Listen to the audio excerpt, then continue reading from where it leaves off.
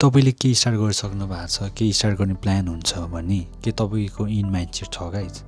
In this way welcome to day 104 of my 6 month challenge. So आजको learning of the day it's all about the in mindset. यदि तपाईँले चाहिँ केही start गरिसक्नु भएको छ, केही स्टार्ट गर्ने प्लान हुन्छ भने it's better with in mindset. किनभने हरेक चिजको चाहिँ लिमिट र त्यसको चाहिँ इन्ड हुन्छ।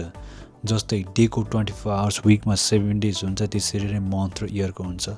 If you have already a in mindset, त्यो भने चाहिँ हाम्रो डेस्टिनेसन फिक्स हुन्छ। त्यसपछि त्यहाँ कसरी जाने, के गर्ने, त्यहाँ पुगेपछि भन्ने कुरा चाहिँ we have already pre plan. जसले गर्दाखेरि चाहिँ हामी चाहिँ स्लो एन्ड स्टडी प्लस कसरी चाहिँ फास्ट एन्ड फ्युरियस पारेर जाने भनेर we have already set. So जस्तै मैले यो गरेँ नि, डेली एक्टिभिटिजको इन अफ द माइन्डसेट भनेको चाहिँ मेरो 6 month च्यालेन्ज कम्प्लिट गर्नु हो। तर यसलाई चाहिँ म फेरि 6 monthसम्म चाहिँ वेट त गर्दिनँ नि त।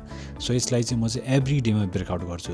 सो जस्तै मेरो एभ्री डेको इन माइन्डसेट भनेको push-up, meditation, learning new things, working hustle, अनि इन अफ द डे भनेको आज मैले के सिक्यो भनेर अपलोड गर्नु हो। सो आज चाहिँ तपाईँको इन माइन्डसेट के थियो guys? Let me know. In this way my day is complete guys. See you tomorrow. Take care. Have a good time.